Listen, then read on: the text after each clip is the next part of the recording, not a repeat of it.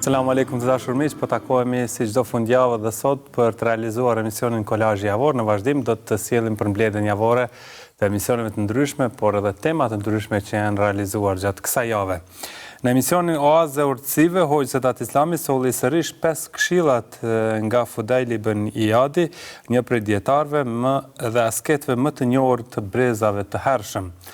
Ndërsa në emisionin ky është i dërguari im, Hoxha Nisrama, u ndal te shkelja e marrëveshjes nga Kurejshët, duke trajtuar mësimet që burojnë nga kjo ngjarje dhe mënyra e veprimit të dërguarit alayhis salam në përballjen me sfidat.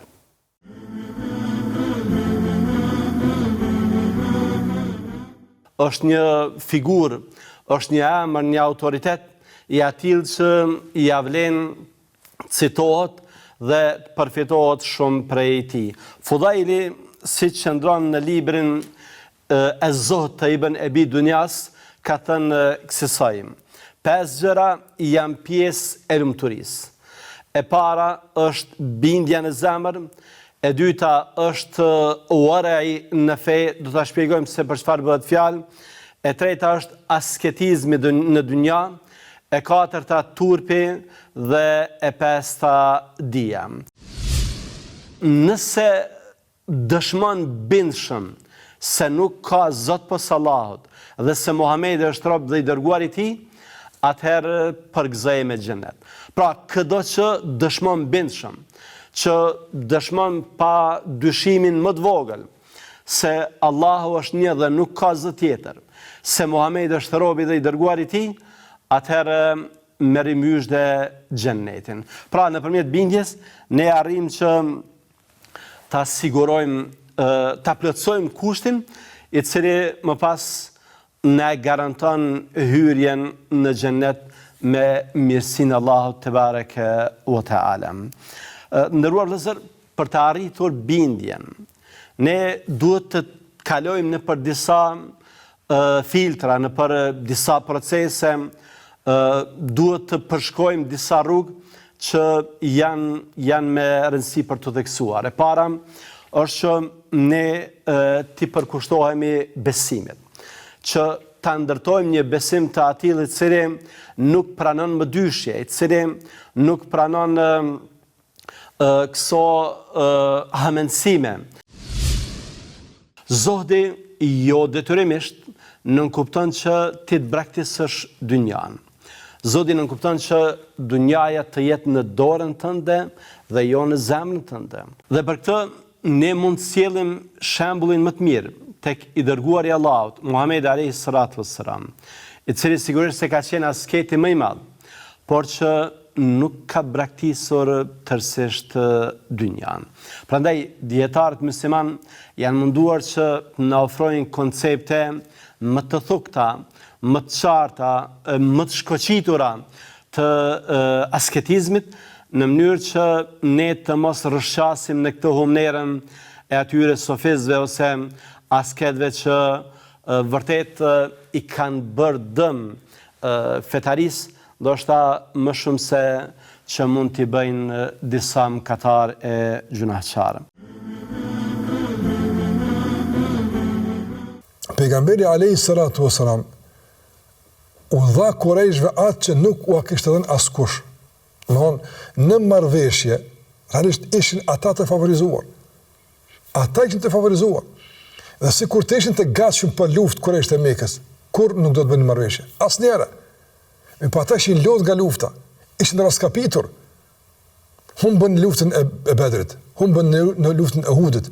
Në luftën e Uhudit ata e rikthyen betejën, por patën shumë viktima. Dhe pastaj kemi përmendur se pejgamberi pastaj i kanë ndjekur dhe kanë ikur, dhe kjo ishte një humbje për ta. Pastaj lufta e Hendekut, ata u zbrapsën dhe realisht u tradhtuan nga alat e tyre. Prandaj ishin humbje të vazhdueshme të Kurejshve që godistin direkt imazhin e tyre, ekonominë e tyre, përkrahjen që e gëzonin tek fiset arabe, por edhe realisht edhe në numrin e njerëzve kishin humbje të mëdha. Prandaj ata donin marrëveshje, aty nuk kundën të marrëveshja. Megjithatë kurzën marrëveshjen. Dhe gjithashtu të ndroshë shikues, pejgamberi pranoi kushte që sikur se kemi pranë, ishin të papranueshme në esencë. nga se përdoreshin standardet të dyfishta në këtë marrëveshje. Për shembull, nëse dikush nga besimtarët e Medinës, për shembull, i binte pishman se është musliman, dhe shkonte në Mekë, Mekasit nuk obligoshin me këtu tek pejgamberi alayhis salatu wasalam. Mirë, por nëse dikush nga Mekasit bëhej musliman dhe shkonte në Medinë që të strehojë tek pejgamberi son, pejgamberi asom obliguoi me këtu në Mekë. Pse kështu? Pse mos ka vlerë më shumë një idhujtar se një besimtar? Absolutisht. Megjithatë pejgamberi son, sikur që edhe vetë ka thënë, çka do që do të më lutnin dhe do të më kërkonin, domthonjë që të ullim shpatat do të pranoj në kuadër të marrëveshjes. Nëse pejgamberi më thënë se marrëveshja realisht do të hapte rrugë për komunikim me njerëzit, për diskutim, dhe kjo i duhet pejgamberit alayhis salatu wasalam. Posa kuptoj se situata është tradhi. Thjesht, jo diçka më tepër, tha keni mund ndihmu. Kaq, as nuk u hamend, as nuk tha po e shohim çka po bëjmë. Jo, s'ka çka këtu në rrugës. Fjala është fjalë, besa është besë, premtimi është premtim. Dhe pejgamberi alayhis salatu wasalam i tha, po, kena më ndihmu. U kri ka punë. Për të regu besnikrin dhe për kushtimin dhe çdo kujt që pejgamberi i japte fjalën se ka me ndihmu. Dhe kështu ndodhi. Pastaj të ndrosh shikues, nuk e mori që të më ufori, që të përgatitur ushtrinë, të nisën më një herë e kështu me radhë. Jo, ta rregull, ju keni mund ndihmu. Tash na i shikojna rrethonat tona. Që të ishte një goditje, domethënë një goditje e organizuar, e planifikuar, jo thjesht euforike dhe emocionale.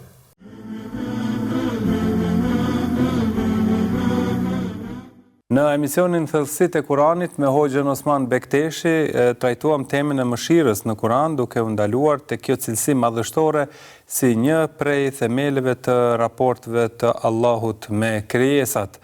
Derisa në emisionin Kopshti i devotshmërisë Ilir Ademi dhe Hoxh Enit Mullahu folën për dashurinë për hir të Allahut, duke u ndalur te vlera e kësaj ndjenje të veçantë dhe ndikimi i saj në forcimin e marrëdhënieve mes besimtarëve.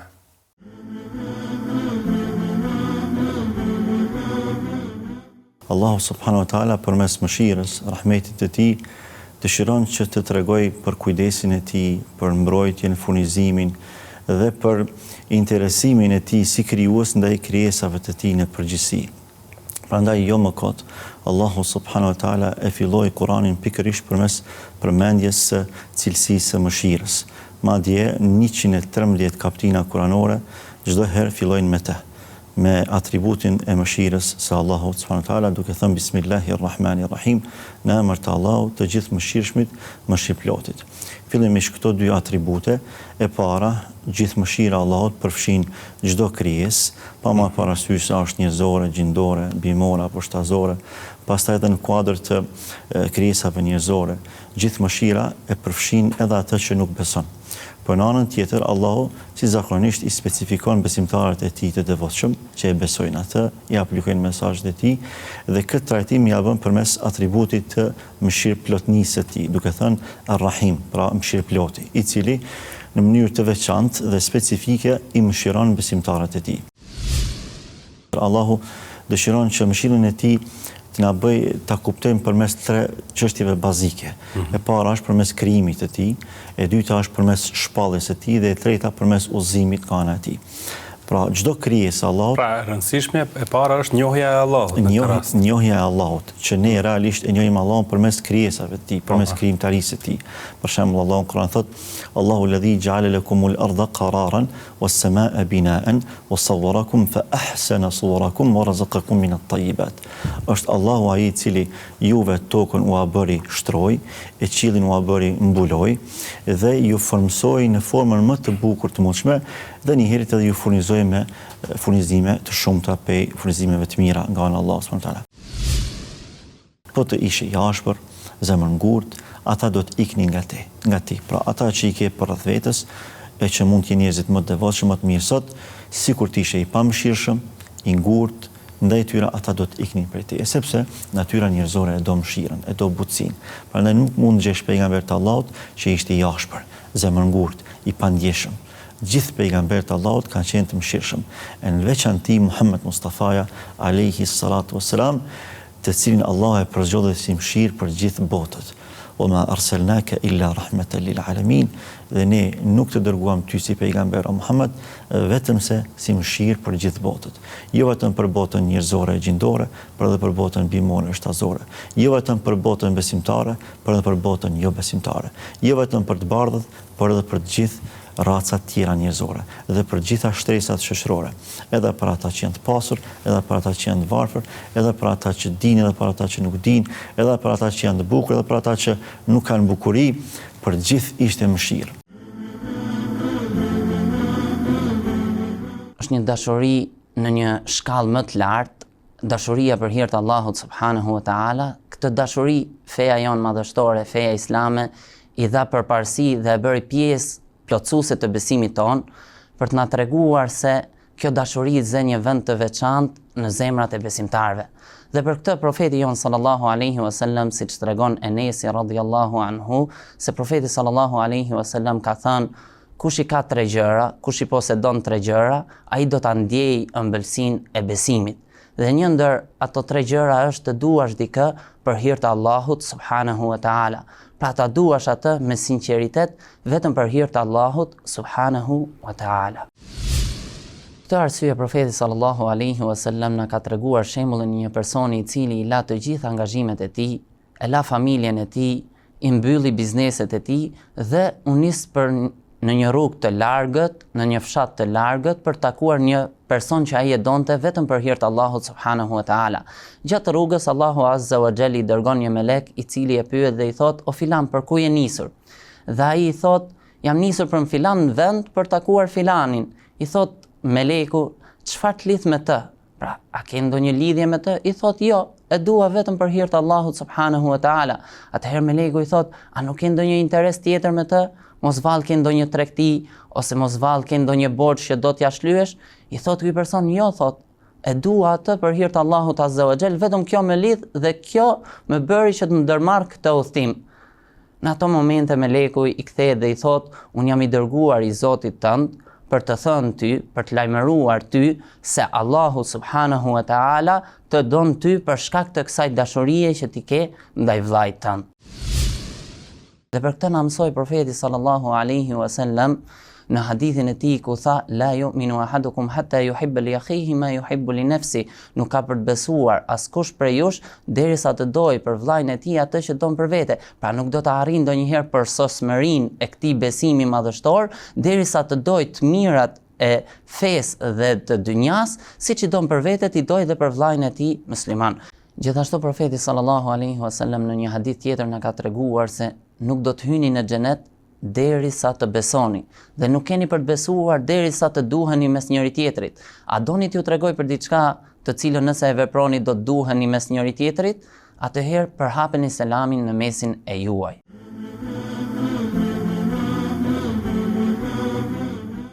Në emisionin Këta ishin shokët e profetit, Hoxh Bajram Karabeg foli për Sejid ibn Zeidin, një prej sahabëve të shquar dhe nga të përgëzuarit me xhenet.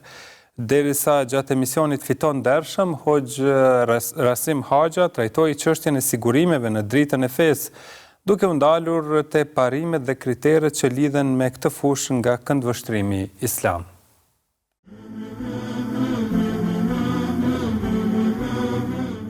Sejid ibn Zeidi radhiyallahu anhu, emri i tij ishte i lumtur, fatlëm. Pastaj edhe gjithë jeta e tij ishte e tillë. Dhe padyshim se a ka fat më të mirë dhe a ka lumturi më reale se sa Allah azza wa jall me të përzgjedh me iman, me të përzgjedh me qenë shok dhe shoqërues i Muhamedit alayhi salatu wassalam. Dhe mbi këtë që ti jesh nga banorët e xhenetit që e merr myshdën dhe përgëzimin, duke qëndruar sipërfaqen e tokës, duke qenë ende gjallë. Sejid ibn Zeidi radhiyallahu anhu kish pranu islamin qysh në ditët e para të shpalljes. Para se pejgamberi sallallahu alaihi wasallam të futej në shtëpinë e Arqamit, e të filloi thirrja e pejgamberit alaihi salatu wasallam në shtëpinë e Arqamit të jetë në mënyrë të fshehtë. Do të thotë Saidi e kishte pranuar islamin para saj. Said ibn Zeidi radhiyallahu anhu këshin prezent me pejgamberin sallallahu alaihi wasallam në Mekka dhe pasi që e pranoi Islamin dhe shkoj dhe u taku dhe muri nga pejgamberi alayhis salam mësimet e duhura dhe e ushqeu vetën e tij me tauhid dhe me shpalljen hynore, u ngret e dhaj për të thirrë rrugt të Allahut azza wa jall, siç bënte Abu Bekri radhiyallahu anhu. Abu Bekri ju qasej njerëzve individualisht dhe i rtherte dhe i ftënte në islam. Gjithashtu edhe Said ibn Zeidi radhiyallahu anhu i ftënte njerëzit në islam në mënyrë individuale, fshehur azi, jo publikisht. Ndërsa kur e pranoi islamin Omer radhiyallahu anhu, thirrja e Omerit ka qenë publike. Por edhe ballafaqimet dhe problemet që i haste Omeri në thirrje kishin qenë natyrës më të vështirë se sa thirrja që e bënte Abu Bekri dhe Said ibn Zeidi dhe një numër i konsiderueshëm i sahabëve të pejgamberit sallallahu alaihi wasallam. Saidi tua përmend ato në këtë hadith në të cilin përmendet se është nga të përgëzuar me xhenet edhe ai vet. Po pejgamberi alayhis salam ka thonë 10 janë të përgëzuar me xhenet. Përmend Abu Bekrin, Omerin, Uthmanin, Aliun, Talhan, Zubairin, Saad ibn Abi Waqqasin, Abdurrahman ibn Aufin edhe Abu Ubejda ibn al-Jarrahun. Dhe ata po i njehin, po i nja o hoxho, djetar, o Said. Ti the 10 janë të përgëzuar me xhenet, këto veç non i përmendën në emra.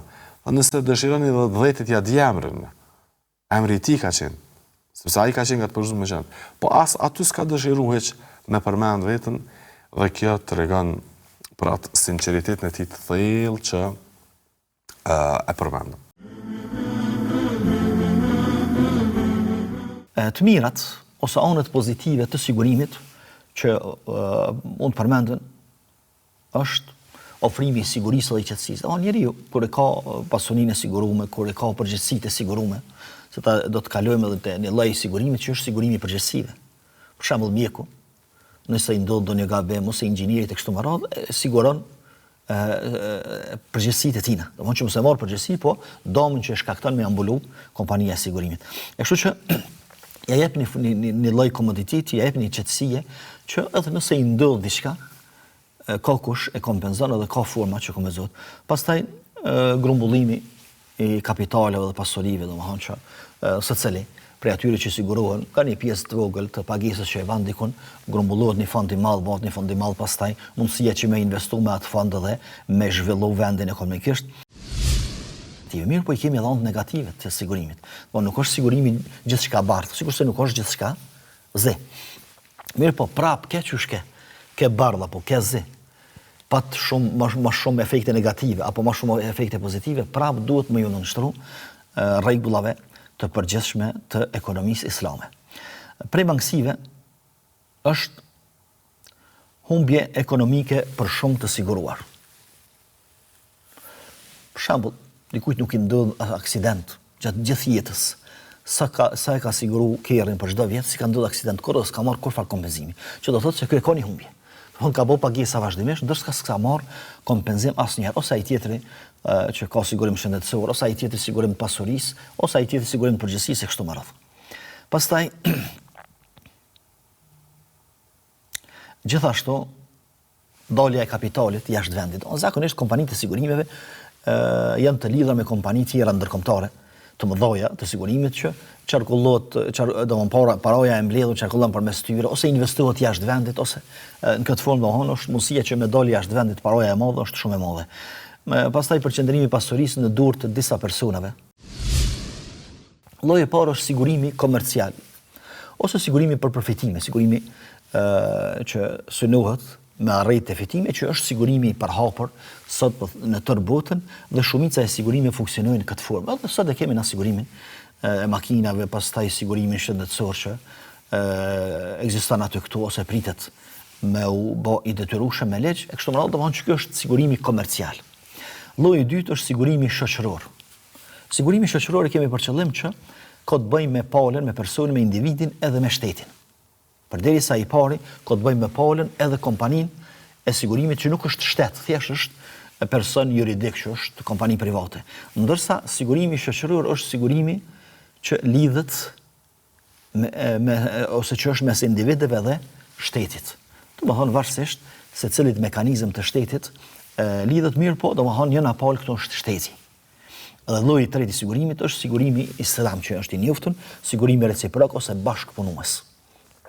E ky i treti nuk ka shumë çka diskutohet rreth tij, për arsye se pothuajse të gjithë dietarët unanimisht e kanë liu, vetëm se na duhet me pasë çysh funksionon.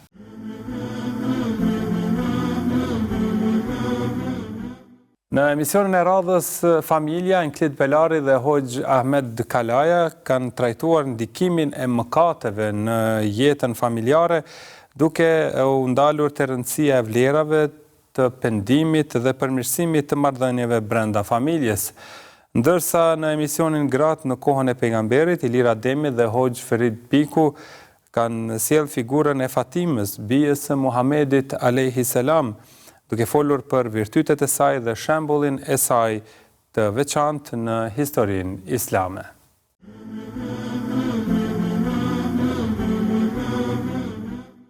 Efektet e gjunaheve i shohim tek le të themi tek mosjellja mirë e bashkëshortes e fëmijës. Pra, jo vetëm që njeriu mund ta vuajë në veten e tij pasojën e mëkatit, po Zoti, domethënë, mund t'ia japi efektin e mëkatit tek familjarët. Pra, mungesa e një jete të lumtur bashkëshortore mund të jetë arsyeja dhe shkaku kryesor i saj, bërja e mëkateve nga njëri apo nga tjetri, apo nga të dy.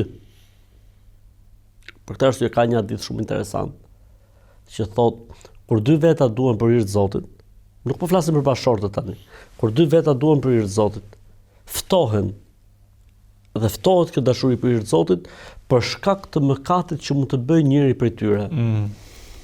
Bukur. Po normalisht edhe në jetën bashkëshortore.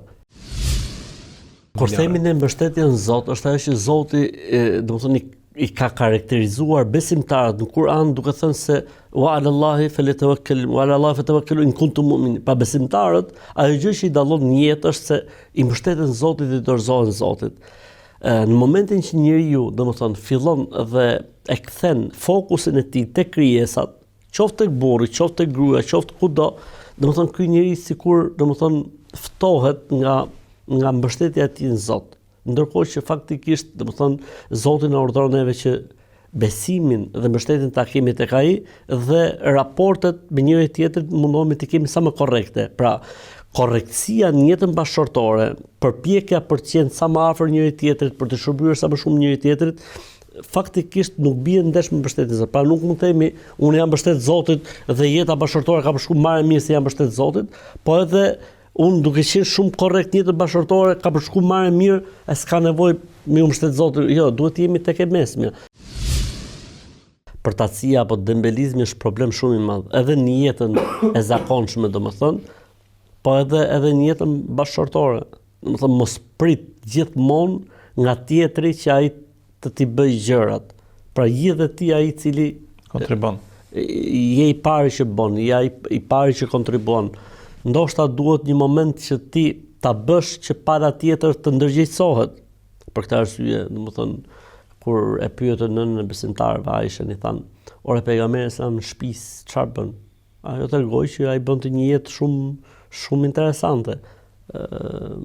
Pastronte, qepte, milte, domethënë delet, domethënë një jetë shumë interesante. Pra nuk e ndante si më thon punën e tij në familje pejgamberit selam me punë të burrave dhe punë të grave.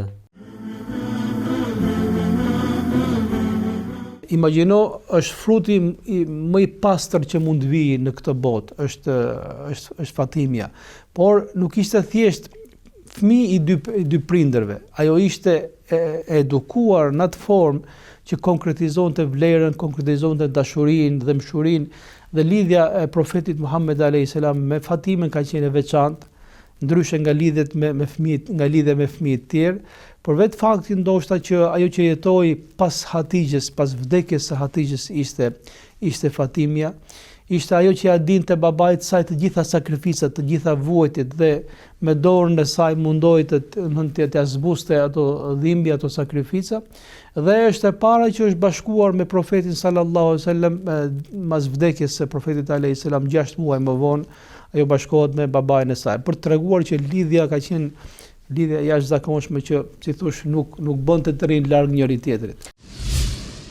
Që sa herë që ka hyrë në dhomë, në shtëpi, Fatimia, profeti sallallahu alaihi wasallam është ngritur në këmbë, e ka puthur në ballë mes dy syve dhe ka thënë mirë se vjen o bija ime, mirë se vjen o pjesë e jetës dhe pjesë e shpirtit tim, dhe ka ulur në vendin e tij. Këto faktikisht, siç e përmende, janë për të treguar që ato fjalët profetike që njerëzit duhet të kenë kujdes ndaj grave, duhet të kenë kujdes ndaj bijave, nuk janë fjalë që qëndronin në ajër, po ishin fjalë që i respektonte dhe i zbatonte i pari profeti Muhammed sallallahu alaihi wasallam. Ai ka patur një lidhje të veçantë me të gjithë, me fëmijët, sidomos me vajzat ka patur një lidhje të veçantë, për të treguar që ai nuk kishte ardhur për ta rregulluar jetën me fjalë të bukura. Përmend pak që ka jetuar, ka bërë jetë të vështirë financiare, jetë e përkthyer në kushtet e sotme që ajo duhet të dalë, të punojë, duhet të mbush ujë për familjen, duhet të gatuaj dhe duhet të bluaj ushqimin, edhe çdo gjë e bënte me dorën e saj, saqë i gjakoseshin duar dhe po thaj i nxiheshin dhe edhe shpinat, shpatullat duke mbajtur ujë. Duke parë një situatë të tillë, Aliut radhiyallahu anhu edhe i vinte shumë keq, por mundësitë ishin shumë të kufizuara. Një ditë ai dëgjoi që profetit Muhammed alayhis salam i kanë ardhur, po themi, si dhurat disa shërbëtorë. Edhe në atë kohë, një shërbëtor, një punëtor, po themi, ishte gjë shumë e madhe, ai lecsonte shumë vështirësi, ai lecsonte zonjave të shtëpive shumë vështirësi, prandaj treguesi më normale është njeriu kur kishte dy para më tepër, shkonte dhe merrte një punëtor, një shërbëtor që t'ia lecsonte punët e shtëpisë. Edhe ai, nga që s'kishte mundësi që ta blinte një shërbëtor, i tha Fatimës, profetit alayhis salam i kanë ardhur disa shërbëtorë, sikur të shkoje e t'i thoje që t'na japi një, që t'na lecsojnë pak sadopak vështirësinë dhe rrethanat dhe kushtet në cilat jemi. Ajo u ngrit edhe shkoi tek profeti Muhammed sallallahu alaihi wasallam. Ai priti, siç e prisë gjithmonë, e përqafoi puthin mball dhe uli. Ajo masi diskutuan me atë lidhjen e veçantë që kishin, vet Fatimia thot, më erdhi turp t'i kërkoj babait tim, një shërbëtor.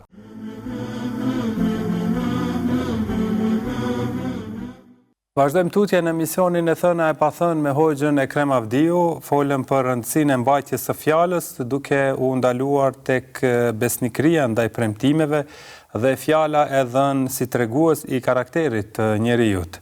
Derisa gjatë emisionit më ka mësuar Islami, Hoxh Bleri Musliu foli për sfidat me të cilat përballet familja sot, duke theksuar rëndësinë e ruajtjes së saj përmes besimit, edukimit dhe vlerave të shëndosha familjare.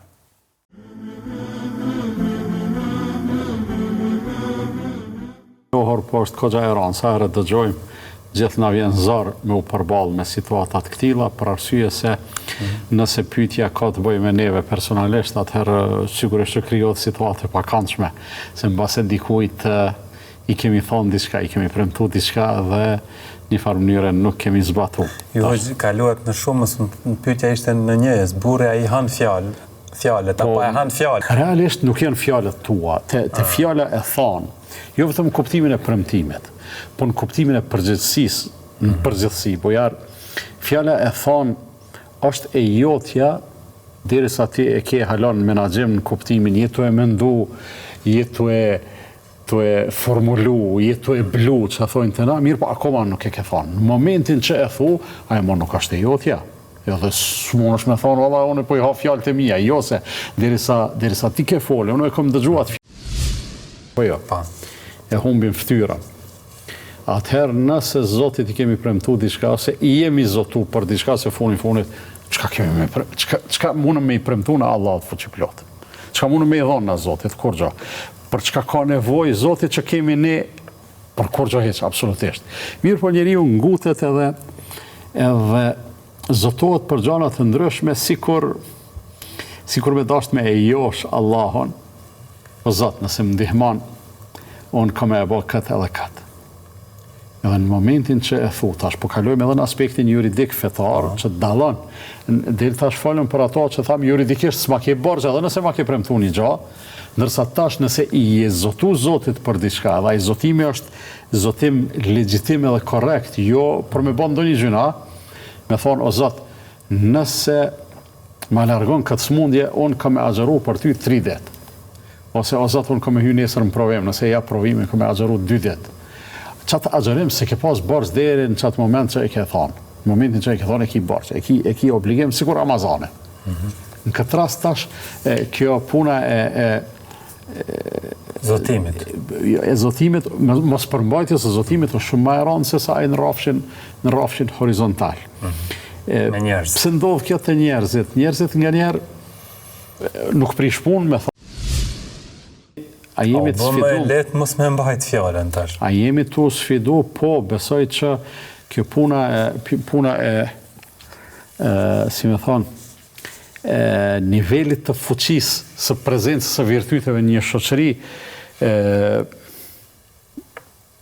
mundet me pësu ndikimet rrethanave që i bie njerëzit gjithmonë kanë qenë të thirrur me majt fjalën edhe me majt besën, po në situata të caktuara sikur ka ra pak ai niveli mesatarës, edhe në këtë kohë të cilën po jetojmë, mbas edhe ka ndodhur një gjë e tillë.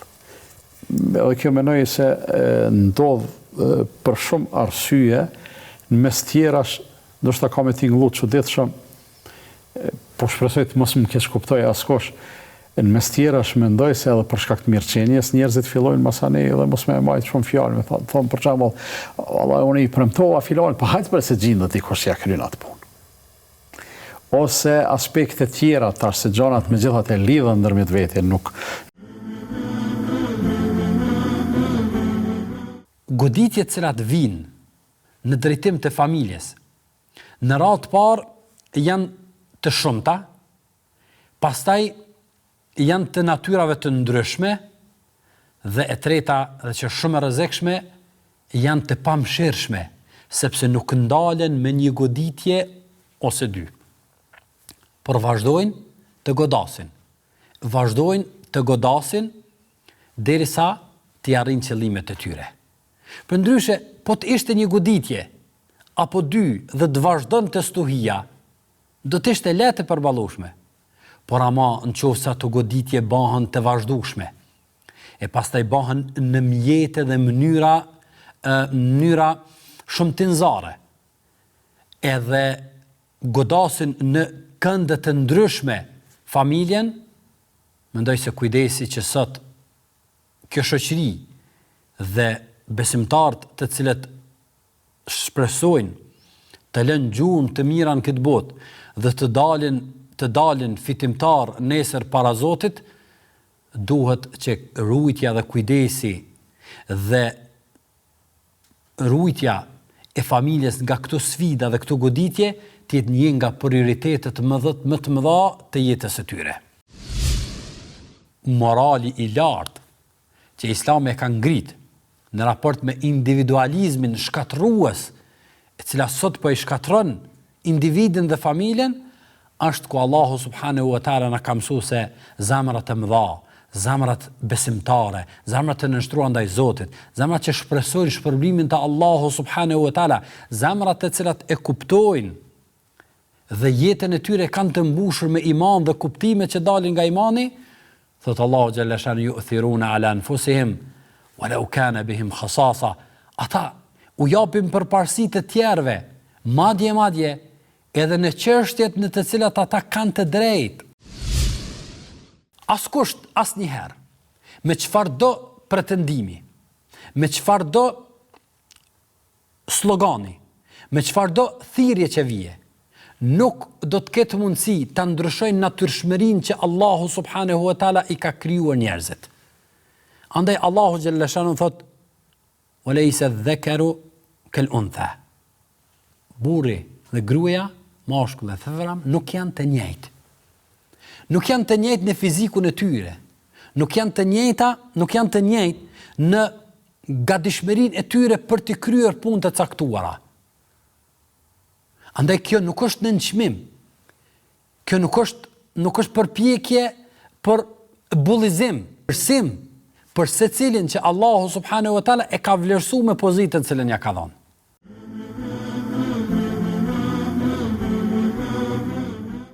Vazhdojmë tutje në emisionin Këndi i diskutimit, trajtuam temën jeta me nxitim. Çfarë po humbasim duke nxituar pas gjërave të ndryshme të kësaj bote, duke folur për ritmin e shpejtë të jetës, stresin dhe ndikimin e tyre në marrëdhëniet, shëndetin mendor dhe në cilësinë e jetës së përditshme. Derisa në emisionin Popujt e Kuranit, Hoxh Muhammed Dërmaku foli për përfundimin e jetës së Isait alayhis salam sipas Kuranit, duke sqaruar ngjarjet që lidhen me ngritjen e tij dhe mësimet që burojnë nga kjo pjesë e historisë së këtij pejgamberi.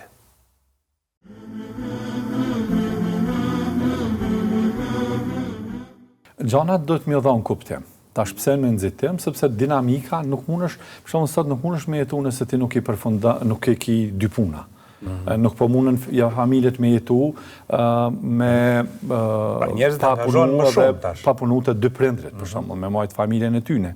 Këta shkeq kjo angazhem dhe kështu dinamika që ka ndryshu jetën tonë, edhe sociale, ekonomiko, ka koste në aspektin shëndetësor. Mi po neve nuk po na intereson në botën moderne aspekti shëndetit tonë personalisht, ose mirë qenë ajo në psikologjike. Neve po na intereson aspektet materiale. Po shife tash, kur flasëm për këtë pjesën materiale dhe pjesën tonë të mbrëmshme, shpirtërore kushtimisht, sepse kur thojmë shpirtërore kjo është fetare, dhe mirë kur thojmë psikologjike, kjo ka të bëjë me që të ndjenjat, ka të bëjë me emocionet tona të mbrëmshme.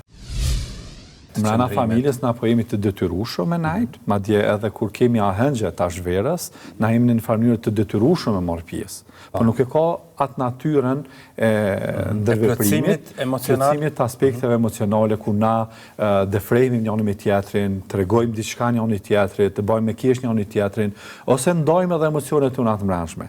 Vetëm kur ndajmë na emocione njëri me tjetrin, kur na kemi një hall dhe ai është bosh shqetësim shumë serioz i joni, për shembull ki ankth, s'po mundesh, po të duket që po don me vdek, edhe s'po si ty ditë me menaxhu, do të më shku te një mjek, apo do të më shku me bë diçka tjetër. Atëherë, në çësi situata zhvesh, atëherë tentojna me taku njerëz të tjerë, me të cilët i ndajmë emocionet ose ato që po ndodh brenda neve. Mirë po, përderisa na nuk po paraqitet një vështirësi e kësaj natyre, qoftë depresionit, qoftë ankthit, qoftë ndaj problemi tjetër shëndetësor organik, na nuk po jemi të vetëdijshëm që jemi të e bën një jetë të mrapsht, ose kushtimisht me thonë, një stil të jetës që s'është i rahatshëm për neve. Tash, me arritën e këtë qetësinë tame, jetën tame përgjithshme, unë duhet me pas një koncept jetës qysh unë jetoj. Dhe në qoftë se koncepti jetës qysh ti jeton, është vesh drejt kënaqësive, drejt kënaqësive ose defrimeve që i ofron jeta, shfrenimeve që ti ki, në një farë mënyrë kjo tregon që ti ki do konflikte tua të mbrëmshme, të parahatshme, të cilat nuk i ty zgjidh sepse nuk i rahat. Pra, fillimisht për me qenë rahat, na duhet me pas një koncept të shëndosh të filozofisë jetës tonë. Për shembull, nëse e pyesëm Orbrin ka një filozofi të jetës. Dhe filozofia e jetës është çashtu qysh ka jetu i dërguari i Zotit, po du me jetu edhe. Çashtu qysh janë konceptet, çka ka thënë Kurani, çka ka thënë Suneti i dërguarit të Zotit, çashtu po du me jetu edhe. Dhe tash unë shkoj në bazë që ty në parimeve.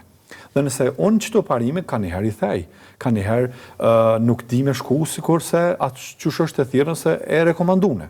Sepse normal që ki koncepti jetës ty të njëman me ba dhe një farë balance mes jetës, edhe jetës me familjen, edhe jetës shpirtënore, edhe jetës me punën, edhe jetës që janë me pjesë të qartë tjerë, ose me jetës sociale, mirë po, unë najherë qaloj me ba që të balancim. Kështu që fillimisht për me konë në rahat, për ime du të me pas një farë filozofie të jetës, bërë cilës une pastaj vazhdoj me qatë filozofi. Është të meruese për çfarë mentaliteti kanë pas të ligë ndaj Isait a.s. Allahu Gjelle Gjelaluhu me gjithat nuk do të lej as në këtë pjesën që ne po e quajmë përfundimi i Isait nuk do të lej në dorën e njerëzve. Nuk e ka lënë në dorën e tyre as kur ka lind. E as shpifjet ndaj nënës ti. E as kur tash do të mundohen ta dëbojnë e që Isai ko pas kohë do të jetonte larg prej tyre që të mos i përbishnohin ndonjë mashtrim ose ndonjë kthjetër e egër që do të cënonte jetën e tij. Në këto mënyra dhe këto forma, megjithatë, Isa a.s. prap kërkon ndihmën te Allahu xhalla xhelaluhu dhe kërkon nga besimtarët e tij, qale men ansari ila Allah. Kush jeni ndihmëtarët e mi në rrugën drejt Allahu xhalla xhelaluhu. Allahu që ju zbriste sofër atyre, Allahu që janë gjallë të vdekurit, Allahu që ka bërë lloj mrekullie, a mundet apo nuk mundet, atëherë e paktë është kjo fjalia wallahu khairul makirin. Allahu më mirë se ata mund dhe di t'i bëj kurthat. Por Allahu sillet me njerëzit në mënyrë të duhur për shkak të i respekton.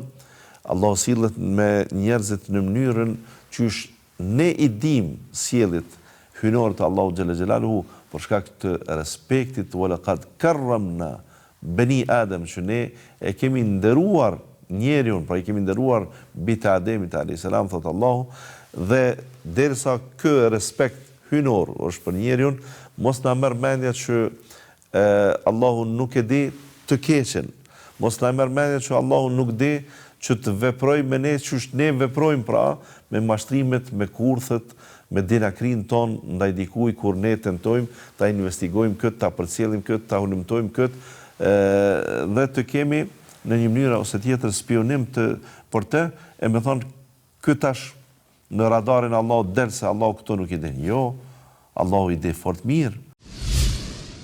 Allah thot pra, inni mutawaffike, o Isa, unë ty do të vendos në gjumë, dhe që ti ta përfundosh këtë mision.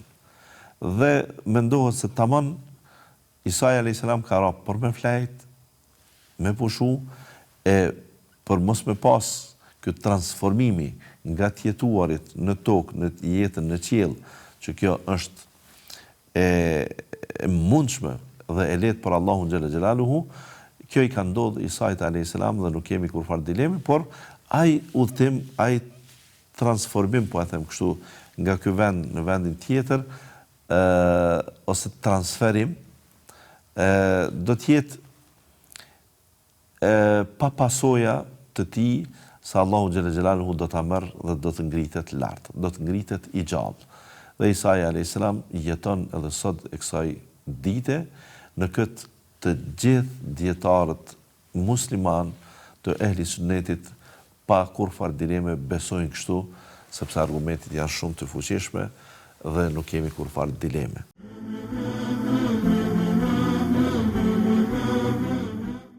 Vazhdojmë me emisionin Zemra mes sëmundjes dhe shërimit, aty ku Gjelbasan Zani foli për 5 boshtet e Kuranit, duke shpjeguar temat themelore mbi të cilat ndërtohet mesazhi dhe udhëzimi i librit të Allahut.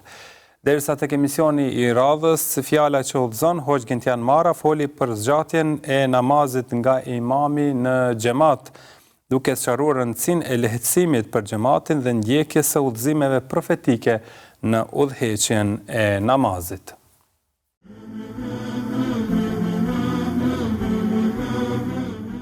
Allahu Azza wa Jall tregon se është krijuesi i qiejve dhe tokës. Allahu Subhanahu wa Taala tregon se të gjithë ne si krijesa kemi nevojë për të. E ai është i pasuri kurse ne jemi të varfër për besim ndaj tij dhe kemi nevojë të mbështetemi atij. Allahu Subhanahu wa Taala në shumë ajete kuranore dhe në sure dhe kaptinat e Kuranit famamall sjell tregime të ndryshme për të treguar se sa kanë sakrifikuar pejgamberët për këtë tauhid dhe këtë akide, sa kanë sakrifikuar popuj të ndryshëm që janë persekutuar dhe maltretuar, vetëm që akidja të mbetet e para e palëkundur me jo dyshime në raport me Allahun Subhanahu wa Taala. Dhe ky është njëra prej bushtave kryesore të Kuranit famamall. Nuk do të mund të paramendohej bukuria dhe madhështia e Kuranit, po mos ishte tematika bazike që është besimi në Allahun Subhanahu wa Taala.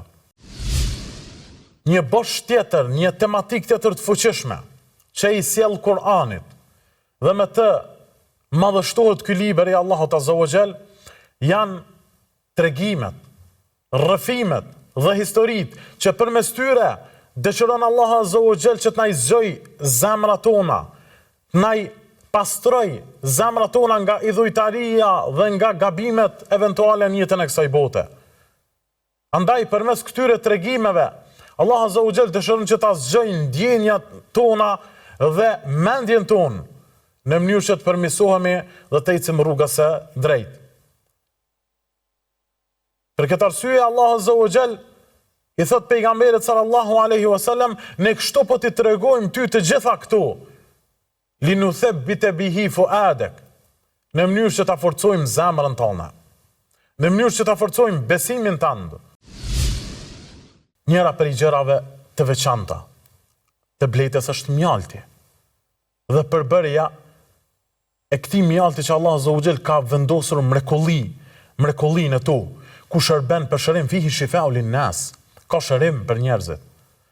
Ku Allah Azza wa Jall, pra duke analizuar dobin e madhe të mjaltës, dietarët kanë thënë se bleta ka dobi të shumta. E para prej tyre kanë thënë se ajo përbëhet prej 25 deri në 40% glukozë, 30 deri në 45% fruktozë dhe 15 deri në 25% është e përbërë me ujë. Mjalta ka dobi ushqyese dhe është përdorur mjekësi si forcues, ushqyes dhe ndihmues në disa prej sëmundjeve shëndetësore. Mjalta përdoret për plag, për ftohje, sëmundje të lëkurës e probleme të tjera shëndetësore që mund të kanosin pra njeriu. Si për shembull, kemi rastin që është përcjellur pafund kjo për sahabiun e nderuar Uthman ibn Affan radhiyallahu anhu, i cili e gdhinte thot natën të gjithën me një rekat vetëm, pra e gjithë natën me një rekat, dhe lexonte tër Kur'anin të. Ai ishte prej hafizëve të Kur'anit, prej hafizëve të rrallë të Kur'anit famlar, e lexonte të gjithë, por po falej vetëm Uthman ibn Affani. Nuk është se ishte drejtuar tani me të tjerët, dhe po i mundonte dhe po i stërmundonte ato. Ai po falej vetëm. Kur falesh vetëm ka një normativ dhe kur falesh me të tjerën ka një mesatare. Dhe ç'është e vërteta, domethënë kush është kriteri i kësaj mesatare, se këtu që ndron problemi më i madh. Sepse gjithë secili te kjo mesatarja për cilën flet pra i dërguari i Zotit, gjithë secili vendos kriter vet, dhe ata të cilët vendosin kriter janë ata të cilët vinë pas. Kriteri që është e vërteta duhet të jetë institucional. Kriteri duhet të jetë institucional. Ka njerëz që teprojnë, ne nuk akuzojmë askënd. Zoti është përbleft. Ka tjerë të cilët në vend që ta egzagjerojnë se ne më shumë të sot po vuajmë domethënë nga shkurtimet se sa po vuajmë nga zjatjet. Sot po vuajmë më shumë nga shkurtimet. Sahabiu i ankohet të dërguarit të Zotit dhe i shpreh atij një shqetësim se i dërguari i Zotit vonohem për të shkuar në xhami ose në namaz vetëm për faktin domethënë se filani i cili prin në namaz e zgjat atë namazin. Profeti alayhis salam tashmë i nxehur, i natosur, shprehet thot çka në disa njerëz. Pra disa njerëz e ka me njeriu në fjalë dhe kushdo i cili ndjek shembullin e tij. Çka në disa njerëz që i largojnë të tjerë, domethënë u nxjerrin qefit të tjerëve, u nxjerrin qefit prezantimin në shtëpitë e Allahut. Kur të faleni me të tjerët, faluni domethënë mesatarisht. E kur të falësh vetëm, zgjate si të dëshirosh. Kur të japësh tek bir pra qëndro, duke lexuar Fatihan e surë tjetër. Kur të biesh në ruku, qëndro ajsa nis dhe pozicionit të cilin e ke marrë në ruku, domethënë të ka relaksuar. Ngrihu dhe qëndron këmbë pas rukuje, ajsa të normalizohet qëndrimi në këmbë. Jo pa ngritur shpinën ose kurrizin mirë ke rënë në sejdë.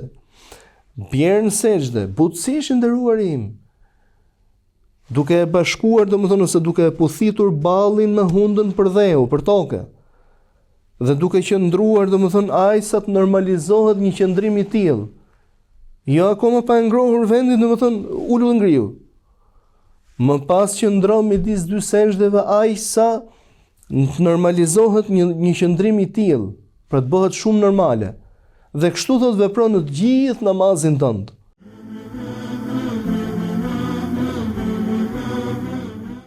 Dashur miq, kështu arritëm në fund të takimit të sotëm, kemi sjellë për mbledhjen javore këtu te Kolazhi Javor. Faleminderit shumë që na ndoqët, mirëmbëjtje.